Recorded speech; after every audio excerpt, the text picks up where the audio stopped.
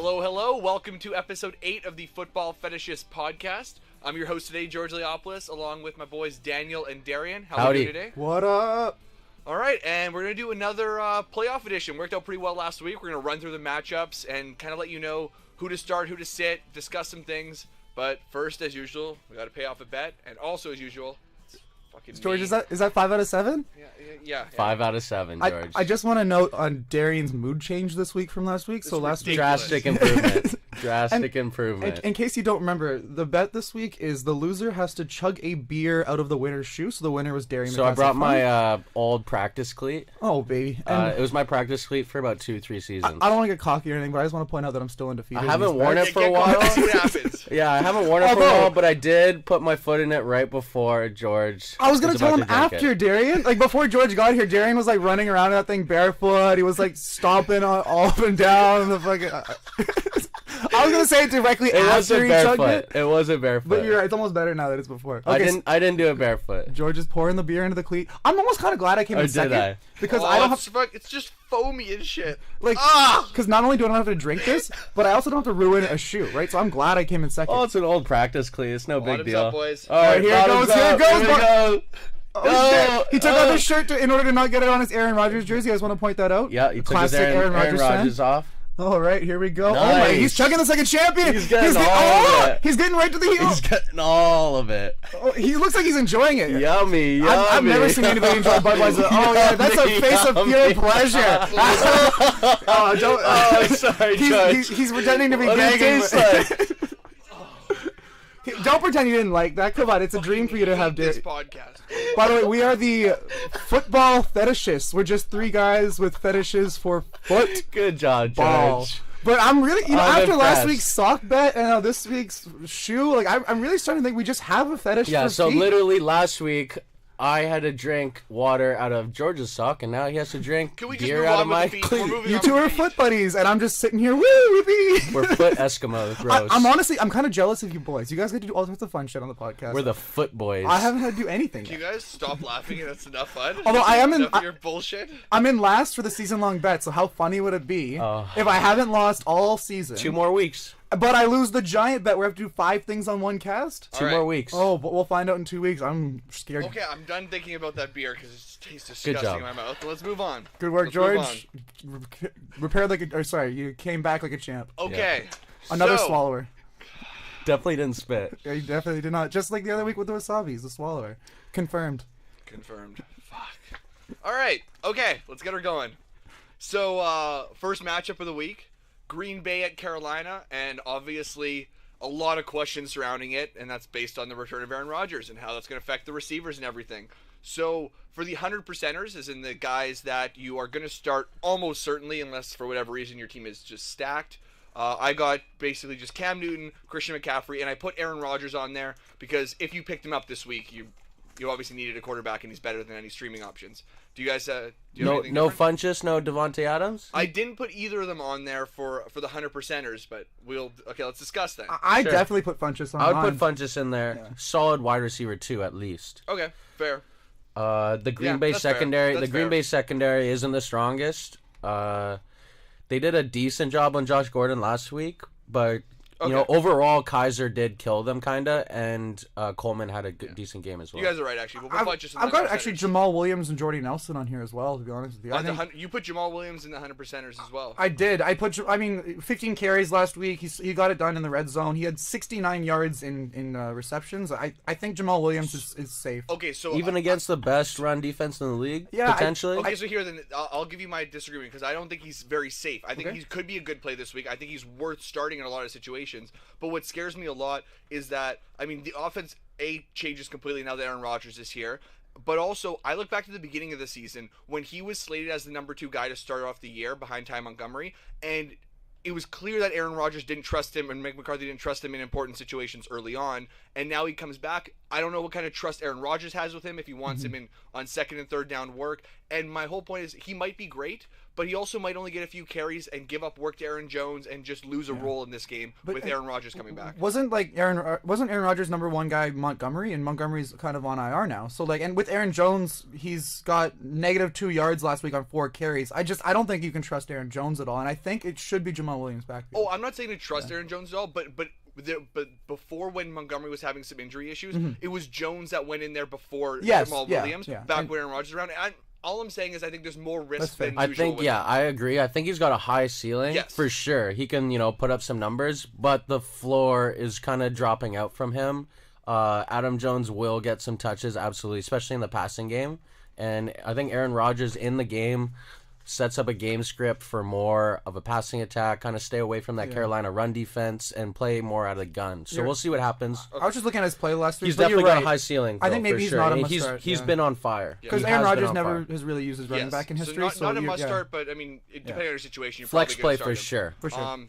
But so I didn't put Adams in the 100%ers just because of fear of the new situation, but at the end of the day, we can move on because he probably is going to be started. I've got Jordy Nelson in the league. What do you think about Jordy Nelson? That's what it is. Jordy Nelson's the one that we should talk more because he's only projected as the 41st receiver this week. And I think that's ludicrous. And that is crazy to me because I think he's more startable than Devontae Adams, who's ranked 8th this week. If Aaron Rodgers is in that lineup, boom. Jordy Nelson becomes, I think, a wide receiver 2 minimum. To be fair, I think Nelson's projection, they've been going up, so I think Yahoo's just waiting for Rodgers to be confirmed before they and have some practice. This was an hour and a half ago. Yeah, I know. Confirmed now. Either way, but because I mean, if you look at Jordy Nelson, he's only averaged 22 yards over his last 7 games, which looks brutal. But then you look back at the 4 games he played with Rodgers, he had 6 touchdowns, and you just got to there's no reason to believe that trust isn't going to be the most important factor. Exactly. And he's going to get the back shoulder fades, those kind of throws. And I think if you have Nelson, you're starting him for sure this week. I think of those middle weeks as kind of like training camp. And if this was week 1 of the season, there's no chance that I'm starting or that I'm sitting Jordy Nelson. So I'm thinking of it if Aaron Rodgers is coming in fresh to a season and he had you had the chance to start Jordy Nelson, I'm there's no way I could sit him personally. Okay, and then final one is. Will you guys agree that you're not starting Greg Olsen this week with his foot injury issues? Yeah, no. I mean, I wouldn't. It depends on your situation. So unless you're in a terrible situation. And the tight end position is pretty dire. It is pretty dire. But his floor is much too low for a fantasy matchup. I realized big goose egg last week. Like a playoff matchup. But he played 92% of snaps last week, which is a good indication that his foot is okay. Cam wasn't throwing the ball really at all against Minnesota, and I think he actually has an okay week. I think he might get 20 yards because I think that Cam Newton's going to be forced to throw a bit more in this Olsen game. will get 20 yards. That's 2 points. I don't think he's going to be great. Yeah. I just think tight ends have been so bad. I think he has a high ceiling. Hold off then, and we'll remember him because I think there's probably about 10 guys that you're looking to start for sure this week if you've got. And then after that, we'll kind of keep going through and compare them to Olsen, see what the other streamers, what you guys think about. I'm not excited about it. I just don't think he's going to put up another goose. Okay, so the next game that we're going to go with is the Rams at Seahawks. And so for my 100%ers, I have Russell Wilson, Jimmy Graham, Doug Baldwin, Todd Gurley, and Robert Woods. Do you guys disagree with that? I mean, I didn't put in Woods, but I see why you would. I wrote he's a probable start in almost every situation, so I don't hate that. I mean, he was just so good when he was playing, and he immediately comes into a high-powered offense. I think he's a must-start, basically. I think it kind of depends on, obviously, who you have on your squad.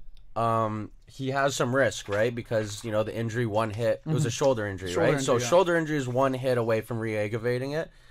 And Seattle actually has been playing pretty good defense lately in terms of, bringing it. They bring the heat every game. Hey, man, my goat, Blake Bortles, got it done last week. He did. But I'm just saying in terms of physicality, that was a very physical game that the Jags and the Seahawks played. I think there's some risk there. I wouldn't put Robert Woods as a must-start, but I think he's definitely flex play available. Okay, I like him a bit more than that, but that's fair. And you listed Graham in that list? I don't remember. Jimmy? Yeah, I did. Okay, I agree with that. Because I mean, he had a goose, obviously. but yeah, but I mean, this is a good bounce back opportunity for him. Yeah, I think you shouldn't be worried about him. I think last week they just didn't have a lot of red zone time with Jacksonville, but Graham is locked and loaded in the red zone. Yeah. So, make or breakers, the guys. I've got Mike Davis, Paul Richardson, Jared Goff, Cooper Kupp, and Sammy Watkins. Anyone have any initial thoughts on any of those guys? I would not start Mike Davis. He's been listed. He's been listed as questionable this week. And he came out of the game, I think, in the third quarter last week with ribs. With a rib injury. He looked pretty good when he had the ball, absolutely. But I think just in the way the Seahawks might be thinking would be rest him for this game, Get him healthier for the rest of the year. This is a very important the most game important game of the season. I don't think there's any sort of. I know. No, I'm just saying that in terms because they could insert someone else, and they don't have anyone else really. That's work. J.D. McKissick. But he's a totally different back. For sure. Rawls, maybe. I think they would bring back Lacey or Rawls for this week. Okay, I mean, it's tough though. It is a tough. I disagree. I think that if he is healthy. That I mean, last game he was already at I think what it was 16 carries when he got taken, and that was in the third quarter. He looked great. And the Rams run defense is not very good. I'm thinking that the Seahawks their game plan is going to be to give Davis the ball a lot. I'm just saying, if he plays, I think he's a good chance that he does do good. But if he doesn't play, I wouldn't count on him. I would watch his health, but for me, he's had 4 yards per carry against the Eagles and 4.4 against the Jags. Those are 2 wonderful run defenses. Yeah. Now he's up against the defense that's given up the second most points to the running back in the Rams. Yeah. So if he's had 4 and 4.4 yards per carry, he could go off for 6 this game against the Rams. And he was on pace for 20 touches last game. I think if he's healthy, I think he's a sneaky start. That's where my stuff ties to is his health. I think he could be a monster this week Absolutely. if he plays. Yeah. I have him in 2 leagues. So Paul Richardson. Anyone disagree that I think there's no way you start him? I agree. I thought you were gonna say you do, and I was gonna be very big. No, he's a no start for me. Can't trust their volume. So then I put him in the same category as Tyler Lockett. Okay, so then Cooper Kupp. I like it. I mean, he's coming off a big game last week, 7 targets, 5 receptions, 118, and a touchdown. And he's been efficient. And he's got a great floor. So chances are you're playing him. And his targets didn't go down that much with Woods in the offense. I found a tweet here about Mike Davis talking about next weekend. He says, "Yeah, I'm planning on playing." So put him in that flex position. I think. Sounds good. And then Jared Goff. What do we think of him? Oh, boy. Tough. Yeah. Tough matchup. It's a tough matchup, but it's also I kind of like it. Their offense is a different team now compared to when they played them earlier in the season. They're much more. They're rolling right now. I mean, that's definitely true. And also, it's I don't like the idea of starting him against the Seahawks, but at the same time, I feel if I look at all the guys below him, there aren't really guys that I'm thinking I'm gonna be picking up on the waiver wire to start ahead of him. So I do think you're starting him if you have. I actually like it. Yes, I talked about how he's matchup dependent, and he didn't do that well against Seattle last time. But that's when they were the Legion of Boom. Now they're the Legion of Gloom. If the greatest quarterback of all time, Blake Bortles, got it done against him last week, I think Jared Goff has a higher potential to get it done against Seattle as well. Okay, so chances are we're starting him. And so the last guy here is Sammy Watkins, who I don't love starting him by any means, but he's been getting a ton of red zone targets, and he has touchdowns in 5 of the last 6 games. And, I mean, he's always that deep threat to go for that touchdown.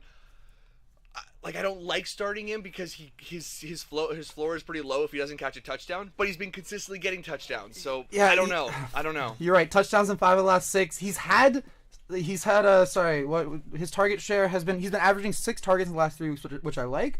But I looked at his target share with Robert Woods in the lineup, and over the season with Robert Woods, he's been averaging 3.8 targets per game. To me, that's just too low of a volume share with Woods and Kupp in there. So I feel like his target share will go down with Woods coming back. I don't think Kupp's volume share will go down because the numbers just don't suggest that, but Watkins I think will. I definitely agree with that, and I just think if you are thinking about starting Watkins, you're looking at it and saying he's getting red zone targets, and he's also gotten a couple of deep touchdowns, so you're really just banking on one of those two to have. You're banking on a touchdown. It's risky. It's a risky I think play. it's too much of a risk. His floor is too low. All right, fair. So we're going to go to the Thursday game. Should be one of the worst games in NFL history. Denver at Indianapolis. And I've got no 100%ers in here. For my Denver Broncos defense. Yes. Yep. Sure. But I've got Frank Gore, T.Y. Hilton, Jack Doyle, who's the closest I had to 100%er. Yeah. Demarius Thomas and C.J. Anderson. We'll start with Jack Doyle because I think he's the closest to 100%. I do think he's, because of the fact that there's really bad streaming options, you're probably going to play him if you have him. He's done relatively well. He only has 20 total targets the past 2 weeks, and his targets are down. But the Broncos are 29th in the league, allowing 63 yards per game to tight ends. And again, I don't think you're going to find anything better. I think I agree. I think the weakness in that Denver D is the middle of the field in terms of passing. Jack Doyle should have a good day. This is kind of a trap game, I think, with Denver's defense coming off that game they put up last week. And, there's been a lot of talk about the Denver team and, what they've done this year. And I think they're going to come out and try and get this W and shut a lot of those haters up. And I don't see Brisket really getting anything outside of the hashes. Yeah, I really liked actually Jack Doyle in this game because Denver has given up the second most points to tight end in the league. I kind of like Demaryius Thomas. So, I mean, last week he went 8 for 93 and 1, and now he gets the Colts, so one of the worst pass defenses in the league. I wouldn't start Emmanuel Sanders, who had a terrible week. No. He looks injured. I'm just going to straight up say that. He looks injured. And what about C.J. Anderson? Like, he had 22 carries last week, but 2.2 yards per carry. But that offensive line is not good. I can't trust it. I think Demaryius is a solid play. I like Demaryius, too. Demaryius is a solid play. I agree with everything you guys are saying. One thing to note: if anyone is thinking about starting Frank Gore, just don't even ever consider it. What? Are you serious? No, go ahead. I deny it too. He carried the ball 36 times last week. Career high. That is a good point. Career high. 34-year-old running back who carried the ball 36 times. You know his knees were hurting after that. Crazy. Absolutely crazy. Yeah. Okay. I wasn't going to say start him. I was going to say if you're like a super favorite, I think he's safe. No. I do not think he's safe. If you look at his career, he is the fruit and vegetables to a fantasy team. He's a 34-year-old running back who carried the ball 36 times and has 3 days off. Multiple knee surgeries in like a minus 10 degree game. I mean, I think he just reverts back to his medium, gets his regular 40 to 60 yards, maybe a catch. He literally might have, not be ready to play this week. Is that the report? No. But they wouldn't have a report. Like he just might be not. He might not be recovered. Like NFL players talk about it all the time. That Thursday is the day where they usually start feeling good. Yeah. I'm imagining he does not feel good on this Thursday, being 34 after 36 carries. There's more risk involved in Frank Gore than there usually is. He's usually safe. Yes, I don't think he's safe at all. I mean, I don't. At the end of the day, I don't like any Colts really. The Colts offense is dire. Jack Doyle. And speaking of which, we'll just finish off. I think does everyone agree T.Y. Hilton should not be? T.Y. should absolutely not be played. Okay, cool. Yeah. Moving on then. Arizona at Washington. I mean, you could put Fitz in there for 100%ers. You could put P. Ryan in there as well. Ooh, I don't know. I didn't put him in there. Right. I didn't put either of them in there. But those are the other guys you could. Then obviously there's Adrian Peterson, Kerwin Williams, Cousins, Crowder, and Doxson. So a bunch of guys that you could play. I actually locked and loaded nobody in this. Me neither. Yeah. Though, so looking at the report came out today is that Bruce Arians said that he's not sure if Peterson will play again this season, which almost assuredly makes sure he's not going to play this week. Yeah, I think he'll end up on IR personally. Yeah, it seems like it. But the point is for this week, he's not going to be playing, and so I think Kerwin Williams is a nice plug and play. And if you need a flex or an RB2. I mean, he had a career high in yards last week. Yeah, not a strong play by any means, but if he's got a safe floor. I'm going to say he's got a way higher floor than Frank Gore that we just talked about. Way higher. And I think he's almost a must-stash because you want to keep him away from your opponents. He's got a good matchup this week, and he's got an even better matchup next week against the Rams. So I think this is a guy you don't want to be staring down the barrel of a gun in a championship playoff stream. True. Yeah, and I mean he's going to get. I mean you can expect him. I would imagine to say. Be unlikely for him to get less than say 60 yards. If he gets a touchdown, he could have a nice week. And he's still only owned in 13% of leagues as of an hour ago. So pick him up. He's a free agent. It's not waivers anymore. I like Larry Fitz in this matchup. In the slot, he'll avoid Josh Norman and Yeah, absolutely. And then I don't really like Samaje P. Ryan in this matchup. Yeah, I don't really either. Yeah. I mean, there's a good chance you're going to play him because you don't have anything else. But I think he's one of those guys just based on what your situation is. Because if you don't need to play him, this could be the week to sit him out. My friend who has him is choosing to flex D.D. Westbrook over him. He's a little frustrated about it, but he's playing the top seed, so he wants the upside. So. I don't mind that. Yeah. I don't mind that at all. And then Jamison Crowder, who only has 101 total yards the past 2 weeks, which kind of goes against what the reason you've been starting him before then was that he's had such a high floor. But obviously looking at it right now, I mean, his floor doesn't appear the same. He only had 34 yards last week, 67 the week before, and without much of a ceiling, which is definitely his issue. I mean, he's only had 2 games over 10 points the whole season, 1 game over 14, and now if you can't trust that floor, I mean, he's still playable depending on your team. I actually really like the start. I like Jamison Crowder. Oh yeah, you do? Yeah, I mean, because I think Doxson draws Patrick Peterson, And I think the Cardinals have given up the 10th most points to the wide receiver, and that's with Patrick Peterson. So like Patrick Peterson has shut down almost everyone that he's been playing against. So like the other wide receivers on the options against the Cardinals have been getting it done, and I feel like Jamison Crowder is almost the only option besides Vernon Davis. I think Kirk Cousins will be throwing. It's kind of like, I don't know. I think Jamison Crowder could actually get some production. That's a fair point. Now I'm gonna look at this in a situation that is my team, obviously the way I'm gonna say it. But so I've got Jamison Crowder, D.D. Westbrook, and Sammy Watkins. I've got to start one of them. And if I think I had the better matchup, and Crowder, Watkins, and who, sorry? And D.D. Westbrook. Okay. And I think if I had the better team, I would be more comfortable starting Crowder. But if you say have Crowder and you're deciding between one of the upside guys and you don't have a very good team, I think this is definitely the week to sit Crowder because he hasn't shown much upside. And I think that's an easy play. You gotta go with D.D. Westbrook. I agree. He's especially trending, if you need upside. He's trending in the right direction. Also, sorry, I have to play 2 out of the 3. Oh, you have to play 2 out of the 3. Yes. Oh, okay. What was the second one? Was it Watkins? Watkins. Yeah. I would go bench Crowder and Westbrook for sure. I would bench Crowder because Crowder has a low floor and bench a low. Crowder. I would bench Crowder out of those 3. See, I'd bench Watkins. Yeah, and see, I think I'm gonna bench Crowder best because I know that the guy I'm playing has a far better team, and so I've got to go. You gotta go for the upside. And so exactly. That's where these kind of decisions come in. I do see upside with Crowder though. This week I do. I see that. I mean, that's fair, but just the stats of the whole season. Yeah. It's tough. It would be a major outlier. It'd be tough to rely on that. You might be calling the major outlier, which would be a good call. I just think Crowder's going to be the one to find the end zone in that offense. I think somebody's got to. Fair enough. I think, like last week when I talked about Washington's offense, they are trending in the wrong direction like a lot of teams, but I think, Arizona's front 7 is going to dominate that broken offensive line of Washington again, and I think they're going to control the clock on offense with Kerwin Williams and Blaine Gabbert running the bootleg. It's a very tough matchup for Washington's offense. And that's a tough call because Watkins is a good upside player. Okay, so I'm going to ask a different question now. If you are streaming a tight end this week and there's not much available, who are you looking at? This is the first guy. Seals. So I'm saying Olsen, both sides of the matchup Olsen or Seals? Sorry? Olsen or Seals Jones this week? I see Olsen safer, which is weird to say. I think Seals Jones has more upside, a lot more upside. I would go Seals Jones. I like Seals Jones in this one too. Yeah. Okay. Well, Vernon Davis also is not a bad streamer. I think he's only 50% of leagues. I think he's a very good option at tight end stream. Yeah. All right. Well, let's move on. And we're going to go to Atlanta at Tampa Bay, the Monday night game. My 100%ers, I only have Matt Ryan, Devontae Freeman, and Julio Jones. Anyone disagree or think that someone else should be in there? I think that's it. That Tampa Bay offense is looking pretty crappy. Our games are so out of order with each other, George. Sorry, we're doing Atlanta. Monday. Atlanta, Tampa. Yeah, I didn't order them like that. That's okay. Sorry, who are your locked and loaded? Ryan, Freeman, and Julio. Ryan, Freeman, Julio.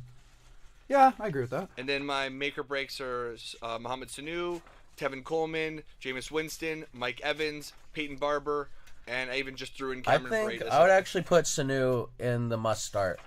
Oh, really? Yeah. Okay, I don't agree with that. So I would do that. Last week was a big game for him, wasn't it? Let me just bring him up. That was his ceiling, which is 83 yards and a touchdown. That's the best game he's had. That's right. If that's the best game he's had, how can he be a must start? I think because, well, first of all, in that matchup, we saw Lattimore play really well, right? So we were going to say Julio was downgraded, which upgrades Sanu. I think the way their offense is playing right now, they need Sanu to make plays. Every team has been double covering Julio with a safety over top, and Sanu's played really well. I think that's not true. In the last 4 games, he's had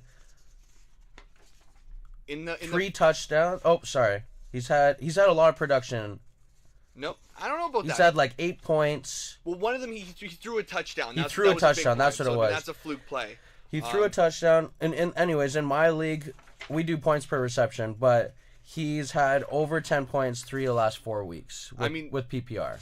But if you in non-PPR and obviously the fluke play of a touchdown, previous to his 60 or his 83 yards last week, he was averaging 38.5 or 38 yards per game over the previous 5. So I mean, it's not that he's a bad play, but looking at him as a must start, I think is crazy. I think he warrants wide receiver 2 potential this week against the worst passing defense in the league. I think at best he's a flex. I think at best he's a flex. I don't even like playing. Fair enough.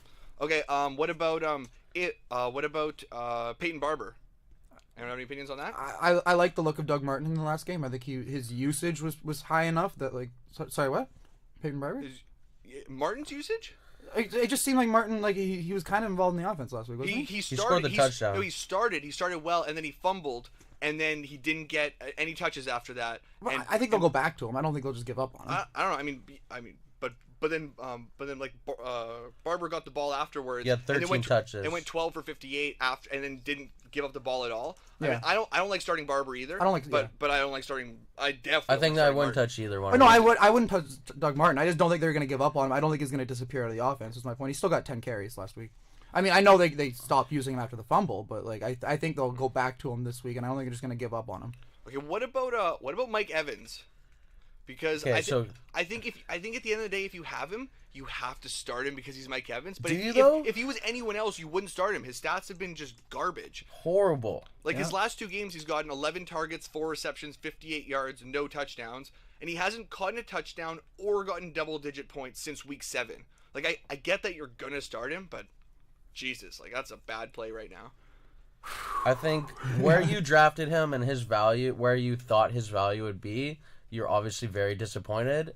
I wouldn't ride with him. I would go with a streamable guy, D.D. Westbrook, someone like that. Like all those other guys that we've been listing. Marquise Goodwin. You know, there's a lot of guys out there that are trending in the right direction when he is not. I mean, like I would all those 3 guys. If he was on my team, I would start Crowder, Watkins, and D.D. Westbrook over him. Absolutely. Like I think he's really not a good play at all. Yeah, I would. Which is crazy to think about. Okay. He's only caught 4 of his 11 targets in the last 2 weeks, and that's what scares me the most. The fact that he's just not connecting with Winston. And then we still need to wait for the injury report, which comes out tomorrow because it's a Monday game for Coleman's concussion. But I think even if he does, you're not playing him. And then finally, Jameis Winston, who's the 17th ranked quarterback this week, but he's put up decent numbers in his 2 games back from injury, 18 and then 16 fantasy points. And I think that he needs to put up big numbers just to keep up with Atlanta. I don't think he's a bad streaming option in a pretty tough quarterback week if you're strapped. I mean, I like Bortles better. I like Garoppolo better. I like Garoppolo better as well. I don't like Bortles better. I love Bortles this week. So the thing with the Jameis, well, this week alone, I think it's a very tough matchup for that Bucs offense. The Falcons have the 6th best secondary in terms of yards per game, which is quality, and I think their pass rushers are going to get after Winston a bit. I think he throws a couple picks, maybe fumbles. I would stay away from him. Okay, well, we'll continue as we go through some other of those streaming quarterbacks, and we'll compare as we go along. I'll take Blake Bortles all day over him. Against Houston, light him up. Light him up! And in San Francisco next week, he's going to win me a championship, boys. I'm so excited. And you heard his confidence coming off that Seahawks game. He's like, it's not often teams come down here and get whooped for 60 minutes by the Jaguars, but... George, you can't love Dede and not love Bortles. I'm just saying, somebody's got to throw it to him. Also, I don't love Dede. I just like the upside. I'm putting words in your mouth. You love Dede. Sure. So, Chicago at Detroit. It's a Saturday matchup. And my 100%ers are Jordan Howard, Marvin Jones, and Golden Tate. All right. That sounds good. It's the battle of the vicious animals, and bears and lions. Sorry. I had Howard, Tate, and Jones. Was that your 3? Yep. Okay. How do you feel about Trubisky? I'd say laughing.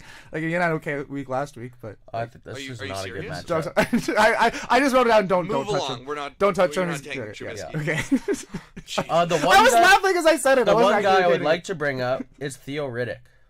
What do you guys think of Theo Riddick? I think there's no way you're playing him because Abdullah's playing, and I think that makes it so none of the backs are at all playable. There's no confidence in Amir Abdullah though. Like no, none at all. But at the end of the day, Riddick is a 3rd down back. I'm going to talk about he's had 15 targets the past 2 games in the passing game, and he's turned that into in one game he turned it in 5 for 41. And the other one, he had 6 for 64. And keep in mind, but he had 2 rushing touchdowns. Last week, Amir Abdullah was basically a healthy scratch. Like they wouldn't say he was a healthy scratch last week. Yeah, and Jim Caldwell has said he has like no confidence in Amir. He hasn't said it, but it just everything seems like he has no confidence. The yards per carry isn't there for Riddick, but his ability is there. And the passing ability is there. The passing ability, but he doesn't provide anything in the running game. It's a risky play. You're relying too much on a running on like it's like starting Danny Woodhead like in a different scenario. Daniel's boy. That's right. Okay, let's just. I would say Theo Riddick has potential to be a flex play if you're desperate enough. I just think Theo Riddick's the better fit in that offense because Matt Stafford is the kind of guy who doesn't seem to run the football, and he needs somebody to throw to. Yeah, and Chicago's front seven is a good run-stopping D, so I think he'll be on the field a lot for second and third and long. Okay, I mean we'll disagree on that, but sure.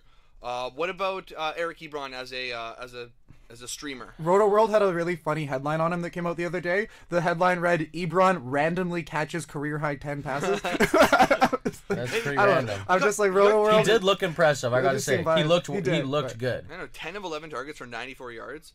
But I think it's an outlier. Yeah, me too. I mean, he's only topped 50 yards once the whole season and only has 2 touchdowns. I wouldn't start him. Yeah, me neither. I wouldn't start him, but I'd keep my eye on him for sure. Maybe next week if he throws in one of those games again with a 10-plus target. Yeah, you pick the him conversation could be different, but right now it's still too much of a risk. Fair enough. We're going to go to Tennessee at San Francisco. Bring on Jimmy G. All right. So I got Delaney Walker and Carlos Hyde. Same. Locked and loaded. Okay. Okay, so for make we're going to start with the running backs, DeMarco Murray and Derrick Henry. Incredible matchup against San Francisco, but I mean, in both of them you could start, but you're just throwing a dart as to which one's going to have the game because they're both getting the same amount of carries essentially. Murray has gone 8, 12, 11, 11 in terms of carries in the last 4 games. Henry's gone 7, 13, 11, 8, and I mean Henry's done more with the carries, but what do you think? What do you guys think? I give the edge to DeMarco Murray. His yards per carry has been a little bit better in this last game especially.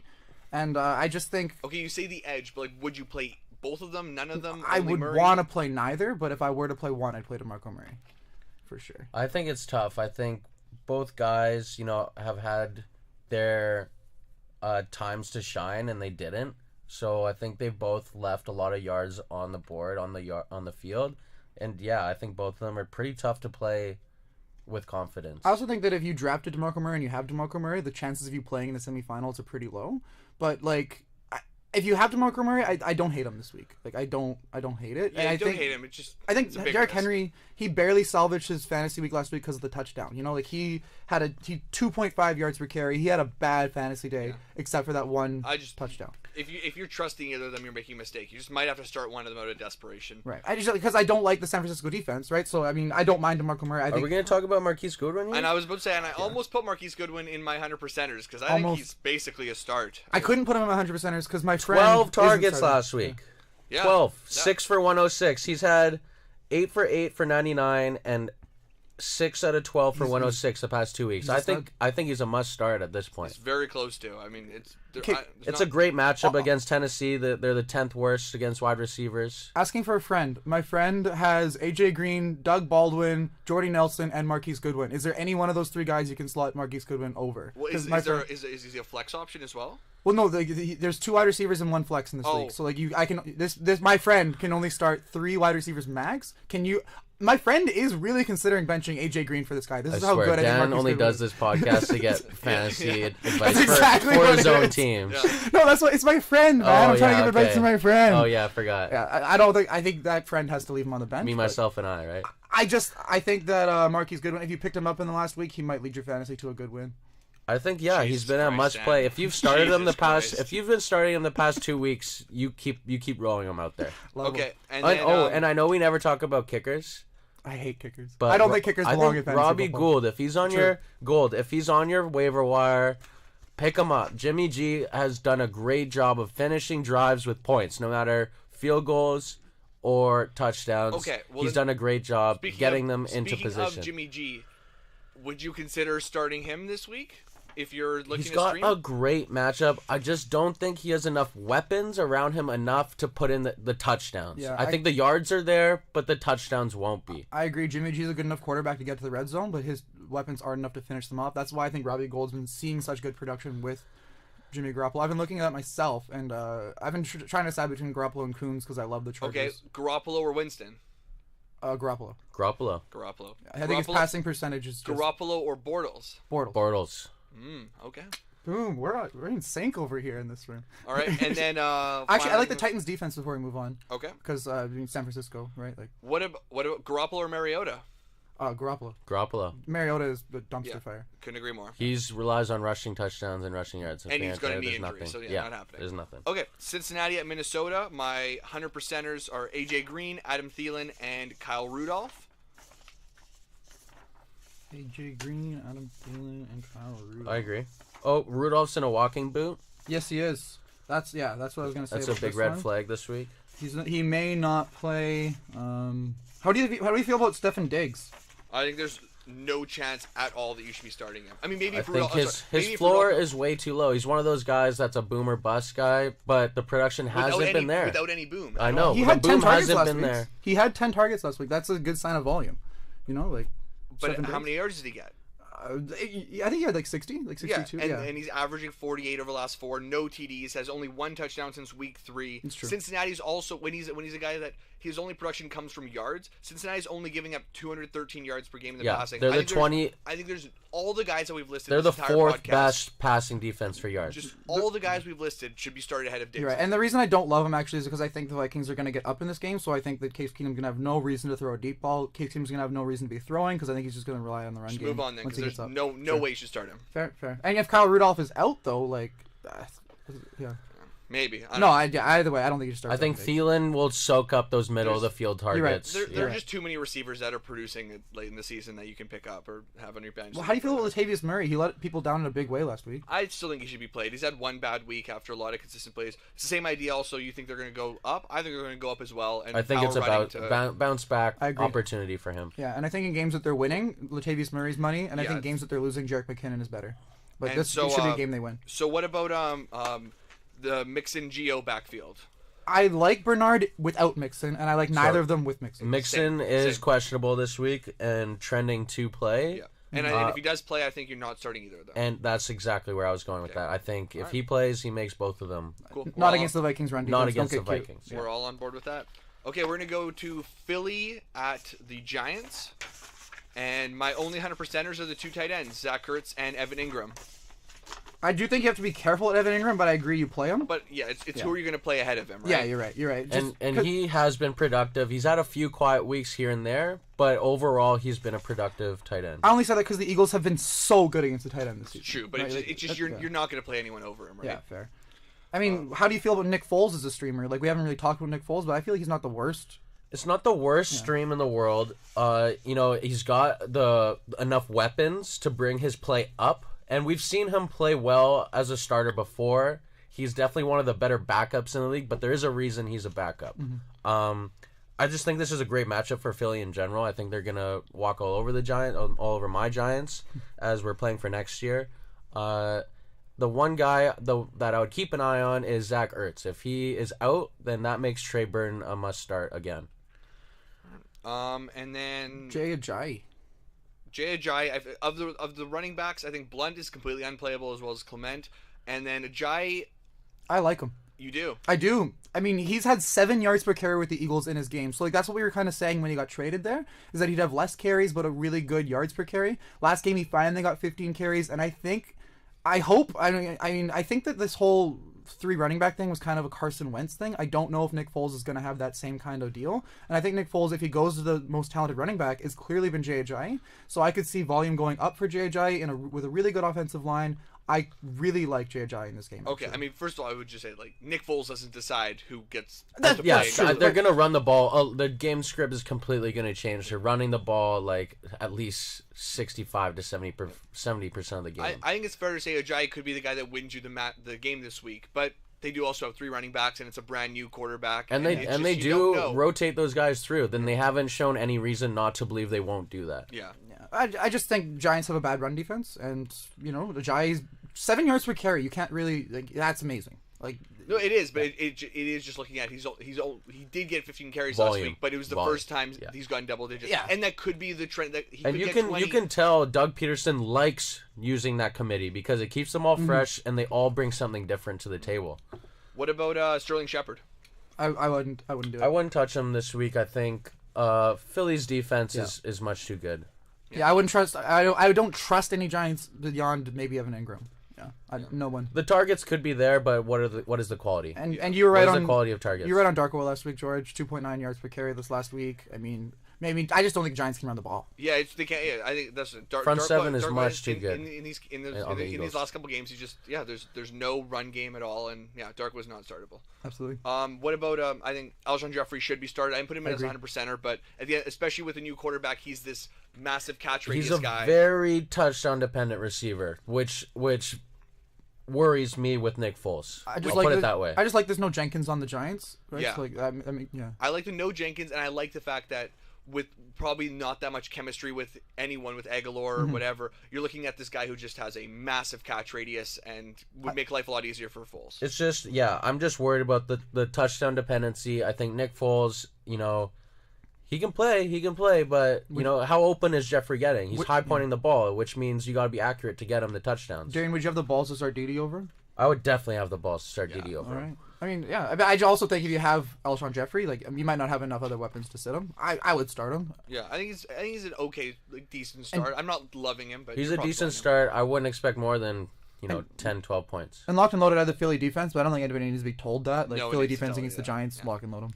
All right, moving on to Dallas at Oakland, and we've got a few 100%ers in this one. I'm going with Michael Crabtree, Dak Prescott, Dez Bryant, Alfred Morris, and Marshawn Lynch. There were a couple guys that I was debating putting in there, and I chose to put all of them. What do you guys think? So, sorry, can you relist those again? Michael Crabtree, Dak Prescott, Dez Bryant, Alfred Morris, and Marshawn Lynch. Oh, boy. I only had Lynch, Dez, and Morris. But I do like Dak in this matchup. I just don't want to call him a locked and loaded because it's hard to call a quarterback locked and loaded. Well, that's why I viewed it as, in terms of, I don't think he's locked and loaded to have a good game, but then I look at all the guys below him, and I'm just... I think that if he's on your team, there aren't any guys on the waiver wire that I'm starting. I'm not starting Jimmy Garoppolo over him. I'm not starting Blake Bortles over him. I'm not starting Jameis Winston over him. So I just look down there, and I don't think that there's anyone on the waiver wire that I like more than him. And you said Krabs. I think Krabs is did you say Krabs is locked? I did. Yeah, I think it's a good play if you're safe. I think it's not a very high upside play. I think that's a tough one to count on. But is Crabtree? Well, what about the idea that it doesn't look? I mean, Amari Cooper didn't practice today with an. Well, that was that was the deal last week, right? Yeah, but I mean that's still 8 fantasy points. Yeah, 60 and yards. That offense was also just total garbage, and he still at least did okay. Fair enough. I mean, I think his upside is actually pretty good. He got like 2 touchdown upside. Yeah, no, I see what you're saying. It's tough. That's a tough one. Yeah. And actually, I want to go back to Dak Prescott. So he's looking more relaxed in the pocket, as we were kind of talking about a little bit last week, or at least I was. Yeah. And this week he had 332 passing yards and 3 touchdowns against the Giants. I think he's starting to turn around a little bit. He's starting to find his way without Zeke in that offense, and he has a lot to play for this week. So I think you can start Dak. Yeah. I think you can start Dak, absolutely. I think he's gonna use his legs a lot this week. And yeah, Dez can definitely show up. The one player that I'm worried about for being a starter, like an absolute start, is Alfred Morris, because I think Rod Smith showed some things last week where he needs to get the ball more. That's fair. And he's much more of explosive of a player than Alfred Morris. And I think that just eats into Morris's opportunities to cash in. That's a fair point. I agree it's a concern, but my argument is that it's the Raiders, and I think you got to start the leading running back against the Raiders. Yeah. Fair enough. But very valid concern. The risk is much more prominent now. So Derek Carr. Are we all agreeing he should not be played? I think he should be dropped. I think absolutely no play. He put up 12 points against the Chiefs last week with no Marcus Peters. No play. Okay, cool. Yeah. And then last one, potential streamer, Jason Witten. Jason Witten is a low floor guy. He's had a couple of really bad games, but the Raiders have given up the second most points to tight ends the past 6 games, and he's caught touchdowns the past 2 weeks. He's kind of like, if you look at the list of all the guys, Jack Doyle's like right ahead of him. And it's basically all the guys that you start, and then below him are all the guys like Charles Clay, Jared Cook, Safarian Jenkins, Ebron, Jesse James, Greg Olson, David Njoku, Seals Jones, Vernon Davis. So he's kind of right in the middle of that group. Not quite a Barfy, but not quite a stud. There's a couple guys I'd probably play above him. Like when they played the Giants last week, they're the number one, giving up the most points, and he had 2 targets. Mind you, one of them was a red zone touchdown. But, you take that one play away, he had 1 target for the whole game. Yeah. Which is tough. Yeah, it's just, I don't like playing him. It's just, now it's comparing him to those other guys. I would put Seals Jones above him. Same. I would put Ebron almost above him. I wouldn't. I would put Jesse James above him. Actually, I think I would put Witten above all 3 of those guys, to be honest with you. Fair enough. I mean, I would put Seals Jones. It's my Oakland argument. Witten's really close. Oakland 7th against tight ends. Like I don't know. It's the Oakland. I mean, obviously you put Jared Cook ahead of him. Yeah. Jared Cook. Can I talk about him for a second? No, I wouldn't expect anything out of Jared Cook. He was the number 2 tight end last week. No, I wouldn't expect anything. And I hate him. I don't expect anything out of him this week. I just hate him. Sean Lee is back, and he put in a whale of a game last week. But I just want to say 18 tackles or something. 18 total tackles. George, last week when you asked me, do I put Jared Cook in my top 5? I should have said yes. Your mic's going off. You talk about him anyway. Okay, I just should have said yes. You actually did. Oh, you actually turned me up. I'm talking to Darian's mic. Okay, here we go. Okay, Baltimore at Cleveland. Baltimore at Cleveland. Let's move on. Oh, okay, Baltimore at Cleveland. Oh boy, where do I have that one? Okay, I love this matchup. For some weird reason, I thought the Browns, like me and Dan last week, were vouching for the Browns to win last week. And I honestly thought I wanted them to win so bad. And then they played not to win the game. Yep. They had it in their hands, and they played not to win, and they coughed it up. Hey, that's probably what's in the best interest of the Cleveland franchise. That was frustrating. And Josh Gordon looked absolutely amazing on that first drive. I don't think there's any other teams with one win though. I think they can win one game and still have last pick. That's true. Yeah. No, yeah, they would get But first okay, pick so still. Alex Collins, Josh Gordon. Fair? Those Fair. are two? Yeah. Josh Gordon, I didn't quite lock in though, but I think it's fair if you do. His upside is still just His so upside incredible. and he showed the ability obviously last week, but I think with what he showed, he should be more focused on. I think he should get more targets. Let's move on. I'm kind of concerned on Josh Gordon though. We'll move on. Okay. And so Mike Wallace. Unplayable. I agree. High upside, but I wouldn't play him. I agree. Isaiah Crowell. Ooh. Unplayable. Oh, I'm not going to go with unplayable. I don't know how comfortable I feel starting him, but he went 19 for 121 last week. Doesn't he know the weather situation? So the one thing with this Ravens defense, they can be had in the air, but I would, Lev Bell's one thing. He ain't no Lev Bell. I think this Ravens D shuts down the run this week. My question is, Cleveland is usually cold, right? Like if it's freezing cold, I don't mind Crowell at all. That's a good point, right? Like because I don't like Duke Johnson at all, but Crowell, especially if it's colder weather, I think it's okay play. Yeah. I think his floor is pretty good because he'll get 50 plus carries. He's got minimum 50 yards, which is I think a good floor. Yeah, I'm looking at flex appeal. I think is best. Sunday's projected to be 4 degrees in Cleveland. I don't see no touchdowns. I don't see no touchdowns. Celsius. I don't see no passing game. It's supposed to be rain. If they fall behind early too, he might get game scripted out. Yeah, so Cleveland's supposed to be 22 degrees Fahrenheit, so I don't know. I don't hate it. He was, 6 yards per carry last week? That's not terrible. Decent flex play maybe, but okay. Corey Coleman, anyone wanting to say they want to start him?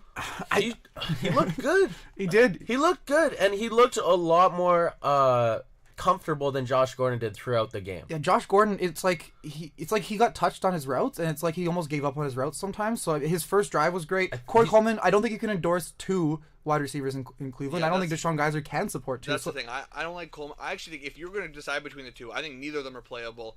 I would actually go with Mike Wallace over Corey Coleman. Right. I think Coleman, 2 weeks ago, we went 0 for 4 on targets, no receptions. Last week he did decent, but he's going to be the number 2 guy to Josh Gordon in a terrible offense in cold weather. Yeah. Fair enough. At the very least, I think if neither of them are starting, but if you're comparing the two, Mike Wallace at least is a deep threat against a terrible Browns team. He's gone for 116 yards, 72 yards the past 2 games. Yeah. So and Josh Gordon's the reason I wouldn't start him, but he's talented. All right. Moving on then. Houston at Jacksonville. Ooh. Well, Jacksonville keeps rolling, baby. Blake Bortles. We'll get to Blake. So Hopkins and Fournette, agreed. Those are the 2. Hopkins and I'm not excited for Hopkins, but you got to play him. I'm not excited. And Jacksonville defense. There's no obviously. way you're not starting him though. Jacksonville defense is going to be like a quarterback. We haven't really touched on defenses that much, but yeah, they are obviously a must start. So then the make or break guys. Lamar Miller is close to 100% start for me. He's getting 15 plus carries every game and has a role in the passing game. And with TJ Yates going, they're not gonna be able to throw the ball at all against this Jacksonville defense. And I think that he's gonna have one of those 24 carries with no efficiency, but gets at least your 70 plus yards and involved in the passing game, maybe a touchdown. He had 3.1 yards per carry against the 49ers, who was a great great rush defense to play against. Right, they're a terrible rush defense. He only had 3.1 yards per carry. I am a little concerned about Lamar Miller in this game because I think Jacksonville has the ball the entire game. I think Jacksonville's defense shuts down almost everyone in this matchup. I'm very worried for Lamar Miller personally. I think Lamar Miller has a higher floor than DeAndre Hopkins. We'll put it that way. A higher, that's fair. Yeah, that's true. I'm not excited about the Houston Texans almost in any. Yeah. Like, not at all. yeah, I mean, I'm not excited when anybody plays Jacksonville. You don't Jacksonville. like T.J. Yates? I don't. Hey man, I like T.J. Yates better than Tom Savage. So we've discussed D.D. a lot this week. I think we're all pretty high on his upside. His average 9 targets last 3 games, had 78 yards 2 games ago, 81 yards and a touchdown last game. And I mean, obviously, yeah, he's the more talented guy between Lee, and I think it's probably time where that fork in the road is coming, and he's going to be the guy you start over Lee. Do you guys disagree? My note on Marquise Lee, just like last week, is I still don't understand why he doesn't have a U in his first name. That's about it. I mean, I think he's had decent production. Westbrook passes Lee for. And I agree. I'm not starting Lee at all this week. The one guy I would want to keep an eye on for next week is Grant. I would keep an eye on him this game for next week because he was dynamic. That catch he made, he dropped probably a 50, 60-yard touchdown as well. He would have had 2 touchdowns last week. That one touchdown that he went up and got over the Seahawks defender was very impressive. I'd keep my eye on him for next week. All right, well, can I talk about Bortles now? Yeah, we're going to talk about Bortles. If you had Carson Wentz... So I, just for the record, completely disagree with both of you, so you can say your Bortles. That's fine. I'm so excited about Blake Bortles. If you had Carson Wentz, if you had Josh McCown, go grab this guy. He's still only owned in 43% of leagues. The Twitter hype is real. The Reddit hype is real, and it's mostly backed by me. I'd probably take him over Aaron Rodgers this week as a waiver wire. Nobody's saying that. Ever. He's obviously being sarcastic. Nobody's saying start him over Aaron Rodgers.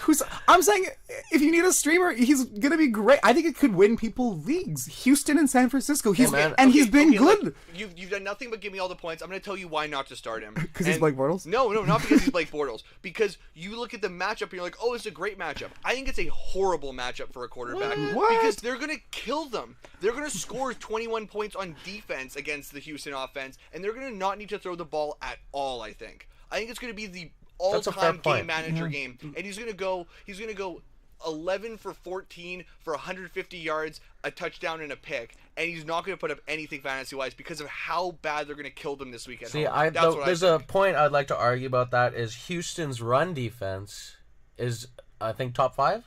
It's good. It's very good. It's a very good run defense. I don't know if it's top 5, but it's decent. It's a very good run defense, which I would be worried about first and second down because if Fournette's getting, held to 3 yards, 4 yards a carry, they're going to have to throw the ball to move the chains. So I understand that, but I think they're going to be winning the entire game and having no fear of Houston coming back on them with their offense and just take the ball out of Blake Bortles' hands. I think that's one of these games where you take the ball out of his hands. Yeah, they're a top 5 run defense. I think they might have to throw the ball to win the game. Okay. That's my Blake Bortles has been consistent, and that's his biggest knock for his career is that he's inconsistent. But over the last 8 weeks, he's been good in 7 of them, and the only bad game that he's had really in the last 8 weeks is against Cleveland in the snow, right? So I know quarterbacks really do that well in the snow. I think he's been consistent. Now he finally gets really good matchups. He even got it done against Seattle last week, which I wasn't even. I love Blake Bortles. Okay, we need to move on from Blake Bortles. There's too much about Blake Bortles. And I hope I'm wrong because I have D.D. Westbrook and I'm starting him, but I think he's not going to do anything. Fournette did not practice on Wednesday with a quad injury. This is a new injury. He looked really good last week, but that was a rough game. So we'll see how healthy he is come game time. Okay. So New England at Pittsburgh. Oh, ending here. Oh boy. Well, it seems like a great game, but at the end of the day, it's almost all guys that you're going to start. So it's not much conversation. Brady, Gronk, Cooks, Ben, Brown, Bell are all guaranteed starters, and then you look at Lewis, Burkhead, and Juju, who are close to all being starters themselves. I think I'd start every one of those players. I'm worried about Juju. I'm worried about Lewis. I'm not worried about Juju at all. I am worried because I think Martavis Bryant has reemerged in this offense a little bit, and that scares me. He's doing nothing with his targets. He's been okay. He's averaging about 40 yards, hasn't he? Yeah, but he's averaging 40 yards on 10 targets a game without Juju. He's doing nothing with his opportunity. But even when Juju was in, he was still getting 5 or 6 targets a game. He's doing nothing with his opportunity. Besides that one game that he was not playing, he still, I think he got 6 targets in that Juju game. Yeah, he got 6 targets, 4 touchdowns, 40 yards back-to-back games, and then got 10 targets, 40 yards. I think Juju is a great play this week because if there's one thing that is so obvious about Bill Belichick is that he will make sure that Antonio Brown does not put up 200 yards receiving, and it'll be on other people to beat him. That's why Jesse James could be a pretty good play this week. That's why Juju Smith is a really good play. But Juju disappeared in that Cincinnati game that really scared me. Before he hit. perfect. Like he was just he was not even looked to at all. It's a divisional matchup. You know, those are a little bit different in terms of fantasy wise, just because they know each other so well. They always play tight, especially that AFC North. It's very physical. I think the one thing that I'd be worried about this game is New England's offensive line. So they showed some super big holes, especially their left guard. It got beat, I think, like 4 or 5 times last week against Miami. And they showed how Miami showed the blueprints how to stop this Patriots offense. And that's heavy pressure, zone blitzing, and that plays right into the Steelers defense. That's what they do so well. And they have great pass rushers there right now. And I think their run game is going to get shut down again. So I'd be very worried about starting Dion Lewis. He had under 3 yards a carry, I think. It was very bad performance. Well, both and Burkhead had 8 total yards running. Like, he did. It was just a terrible game for them. It was a bad game. But the thing is, I don't think it was an outlier game. I think Miami did a very good job coaching and showed where the Patriots had weaknesses and attacked them. So I'd be very wary about starting Dion Lewis this week. Okay. I'm likely to start either of those running backs if I have them, unless you're loaded on your running backs. But moving on, then we're just gonna run through really quickly these last 3 games. Just quick notes; they're not very relevant. Jets at New Orleans. There's obvious starters on New Orleans, but the thing to note is because Josh McCown's out, Robbie Anderson, a guy that's been carrying my fantasy team. There's like I listed those. Whoa! I gotta talk about this too. I got some stats on Robbie Anderson and Bryce Petty. Yeah, Bryce Petty's guy, man. I've got a report. Bryce Petty and Robbie Anderson were seen in a diner sharing a chocolate milkshake out of one straw. Like, I'm telling you, they're butt buddies. Last year they. I've got the numbers. Let's hear the stats from last year. So Bryce Petty and Robbie Anderson were like, I swear to you, they showered together in the locker room. Like last year in Ryan Fitzpatrick's offense, Anderson was forgotten man behind Brandon Marshall and Quincy Enunwa. With Fitzpatrick, Anderson was he was barely in that offense. In the 4 games that Bryce Petty played a significant amount in last season, Robbie Anderson became the only fantasy relevant wide receiver in that offense. It's like Petty had eyes for Anderson and only Anderson. He had 4 touchdowns. He was his main bay. And then all of a sudden, in those 4 games, he had 67% of fantasy points for all 3 of those wide receivers between Brandon Marshall and Quincy Enunwa. It's good to know. They had similar targets, but the only one he was connecting with was Robbie Anderson in all of those games. Bryce Petty seems to love him. I hate Jermaine Kearse now with Bryce Petty in. I don't like ASJ now with him in, but I think, I'm telling you, Robbie Anderson, Bryce Petty, they have this weird vibe going on. They do have that vibe, but I'd be wary of a healthy Marshawn Lattimore. Is going to be on him all game. The one thing is that Robbie Anderson does step up against big players. He had a big game against Xavier Rhodes. No, am I right? Yeah, Xavier Rhodes. Sounds right. And his best asset is his separation, getting big separation from a corner. So it is a risk. It is a big risk, but I would play him just because Petty is gonna feed this guy, I think, 12 targets. Okay, and so now we're gonna move on. Chargers at KC. Got a bunch of 100%ers in there. We don't want to talk about the Saints at all? I mean, no, because they're. That's easy. Yeah. They're all just don't play Ted Ginn. I'll keep an eye on Kamara. If he is not looking good, I would not play him. Because they're obviously playing for the playoffs. They might bench Kamara just for this game. I don't think. Okay, so Chargers at KC, another Saturday night game. Oh yeah, I just don't think we can. I don't think we can. Yeah. And the only other game, or the only guys are Kareem Hunt, who I think is back and he's starting after having a big game, and then Alex Smith is the other guy. And do you guys like him as a... Yeah. Do you know that the Chargers haven't given up more than 2 touchdowns to a quarterback since week 5? Okay, I think you can't play. I don't think Alex Smith is a non-play. Okay, cool. He goes back to being that vanilla Alex Smith of I'd like to pump the Chargers on the Chargers a bit more because I love them and I think they're going to the playoffs. Okay. Yeah, I agree. Chargers, lock and load them all. Maybe even Tyrell Williams, I think, is an okay stream, but I don't love him, but he's okay. Miami at Buffalo last game. And the make or break guys, I think Tyrod, you can't play him even if he's healthy. Can we see the weather on this game, Dan? It's projected to be cold. But okay, I'll actually look up the real weather. Not snowy though? Hold on, let me look. If it's another snowy game like last week, throw all the receivers in the trash right now. And I think either way, I don't think you're starting Stills, Parker, or Benjamin this week. I think this is pretty much a stay away. You're going to start the 2 running backs, Shady. Who was actually supposed to be decently warm. Shady, Kenyon Drake, and then your Jarvis Landry. I think that's it. Buffalo's supposed to actually be 34 degrees Fahrenheit on Sunday. Okay, that's not but bad, I think there's only those 3 players, and you're not starting anyone else. LeSean McCoy, Kenyon Drake is what. And Jarvis Landry. That's it. I'd like to say. Yeah, Jake. if it's warm, Jarvis Drake's my Landry. boy. Even if it's not warm, because he's so great in the short passing game, and the quick slants, and all that kind of stuff. Fair. Kenyon Drake, my boy. Okay, so that wraps it up for this week, and now we just need to settle our bet prep for next week. Right. So what we're gonna do? This is tough. What we're gonna do is we're actually gonna go. We're trying to pick which of the top 6 quarterbacks is going to get the least amount of points this week, and so the first pick was who had first pick? I did. Let's just list out the top 6 quarterbacks projected. It's Tom Brady, Cam Newton, Aaron Rodgers, Russell Wilson, Matt Ryan, and Ben Roethlisberger. Whew. It's a tough one, guys. What's I gotta take Matt Ryan. God damn it! It's like I think that was the easy one of the 6. So that means that I have left to choose from Pittsburgh. Or sorry, I have Tom Brady, Cam Newton, Aaron Rodgers, Russell Wilson, and Ben Roethlisberger. That's the list. I'm not touching Russell. Don't. Oh my God. For fuck's sake. I mean, Tom Brady's put up 2 back-to-back stinkers. You gotta make a call. I don't want to do it. Do it. Say it. Say Aaron Man Rodgers. up. Say it. This is the most paid I've been in on this podcast, you Say guys. it. Man Say Aaron up. Rodgers.